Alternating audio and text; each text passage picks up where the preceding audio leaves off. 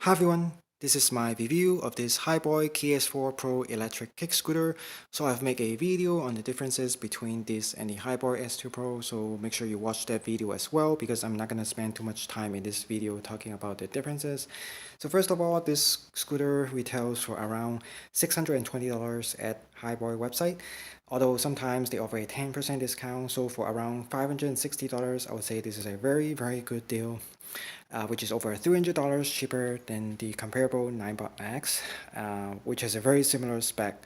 So this one, the top speed is around 19 miles per hour on the speedometer, although I have to say, just like most other scooter, the speedometers often 10 to 15% overrated, so in reality it's closer to 17 miles per hour. And this scooter is electronically limited to 90 miles per hour. But for downhill, I can reach a top speed of around 26 miles per hour. That's the fastest speed I've ever achieved, which is pretty fast. And in order to do that, you have to disengage the cruise control and let go of the accelerator, because the accelerator also acts as a speed limiter. If you press it down, it will try to limit you up to 19 or 20 miles per hour. So if you're going down a very steep hill, make sure you let go of the accelerator and it will just glide down by gravity up to around 26 miles per hour. And then to turn it on, you just press this once, it will turn on. The display is very good and kind of wide, and it will show you all the basic information, so the speed, the battery gauge, the drive modes. There are two drive modes, sport and regular drive. So the sport mode can go up to 90 miles per hour. For drive, you can go up to around 10 miles per hour. And then there's a cruise control icon, and there's actually also a power gauge, which only shows up when you are riding the scooter. And the power gauge is kind of rare feature for this price point. And then if you press this button once, it will turn on all the lights. It has a bright front light, which is better than the S2 Pro. And then there is a ambient lighting, which is red, and there's also a rear light. And if you hold the brake lever, it will flash. But one complaint is that you cannot turn on or turn off the ambient lighting by itself. You have to either turn on everything, all the lights on, or all the lights off. So something to keep in mind. And then if you press it once, all the lights will be turned off. And then if you press this twice, then you can switch between the drive modes. And if you press this 3 times, you can disable or enable the cruise control function. And if you hold it for 2 seconds, you can turn off the scooter. And then this is the brake lever over here. There's only one brake lever. It controls both the front electronic brake and also the rear mechanical disc brake. And there's also a regenerative braking, which is very nice. And overall, I have to say this scooter has a very good stopping power. The braking is very nice, very strong. And it's comparable to the Ninebot Max, but that one has a front drum brake. And there's a bell over here. And the range of this scooter is rated at 25 miles. However, in the real world is closer to around 20 miles, which is around the same as the S2 Pro. And then for the charging port is over here on the right side. This red thing over here on the tube itself is the charging port. It's relatively easy to reach, so it's easier than the Ninebot Max, because the Ninebot Max, the charging port is somewhere over here under the deck, which is hard to find. However, the charging port on the S2 Pro is actually over here, which is actually easier to find. And it comes with a regular power brick, and the charge time for this scooter from empty to full is around 5 to 6 hours, which is pretty fast. And then there's a hook over here, which is part of the folding mechanism, but I think a lot of people use this as grocery bag holder, which is kind of useful. And it actually connects to this metal piece over here. This one, this is how you connect it. And then this is the rear fender, which is pretty strong. There's a metal bar reinforcement over here, so it's pretty strong, pretty sturdy.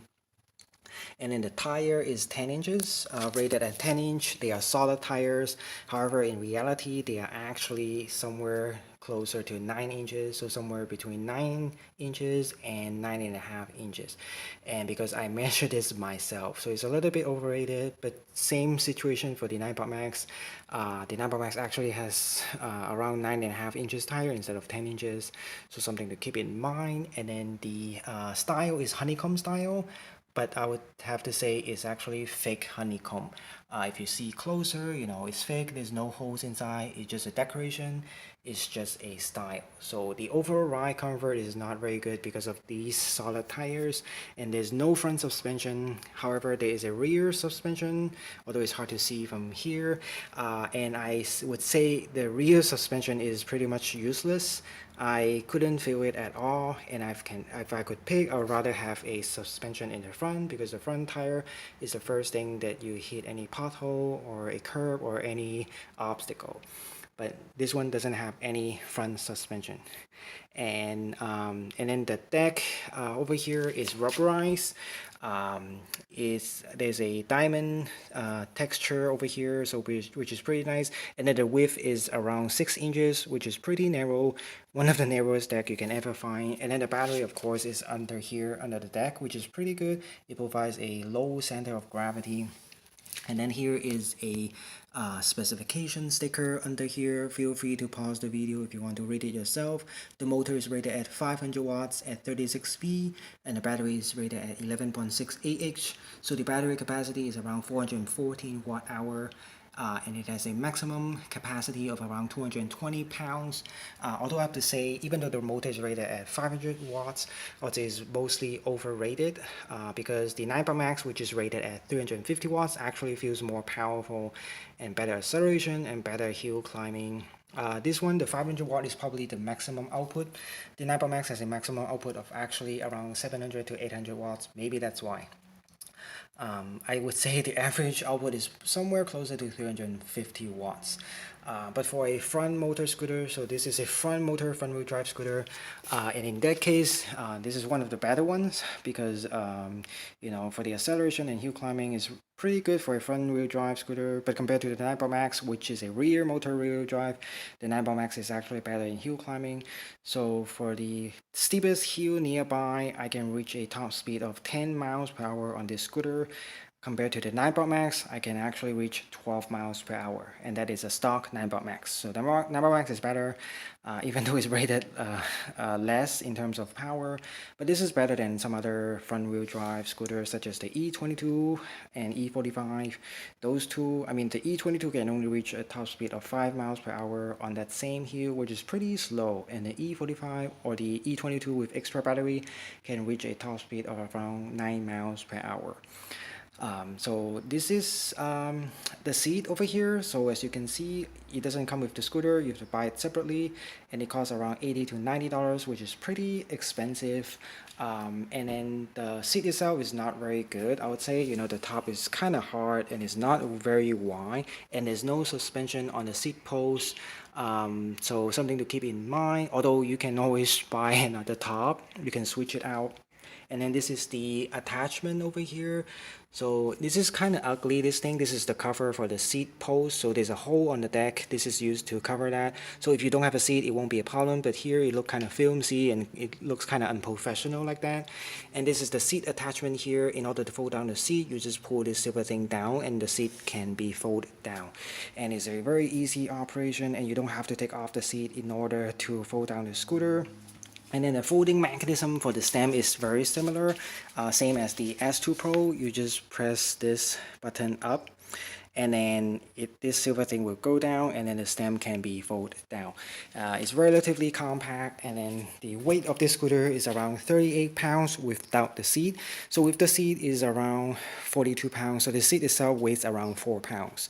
So something to keep in mind. And the mirror, of course, it doesn't include. It's aftermarket. You have to buy it separately yourself.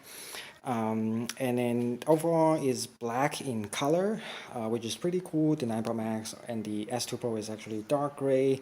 And there's some reflective sticker over here. which is pretty nice as well. And overall, I would say it's relatively stable and easy to ride and easy to control. And it's relatively easy to use, and it's a beginner scooter. So overall, I highly recommend this scooter because it's over $300 cheaper than the Ninebot Max, sometimes even $400, and the Ninebot Max almost never have any discount. So, but the spec is almost the same. So I would say definitely get this one over the Ninebot Max unless you like the Ninebot Max. And then another thing is this one you don't need the app to activate the scooter for first time use. However, for the Ninebot Max, you have to activate it using the app, so which is pretty annoying. And of course, there's an app for this one as well, although it doesn't give you too many options, and it just have a few options for you to set up. And this one, it also gives you the zero start function, but you have to use it, you have to control it, enable it under the app. But then it's not even an option on the Ninebot Max. The Ninebot Max doesn't have zero start function, so basically you can start when right away. You don't have to kickstart it. But it has the option over here. Factory default, I think you have to kickstart it. But once you install the app, you can have that zero start enabled, so which is very useful. And then I would even recommend this over the S2 Pro. You know, there's some upgrades over it, and you can watch my other video to see the upgrades. So anyway, highly recommend for this price point. I would say definitely one of the best scooter, especially if you want the seat. This is one of the scooter that has a seat. I mean, there are a lot of scooter similar to this. And without the seat, this is probably not the best, but still one of the top. But if you want the seat, this is definitely the top two, or even the best in my opinion.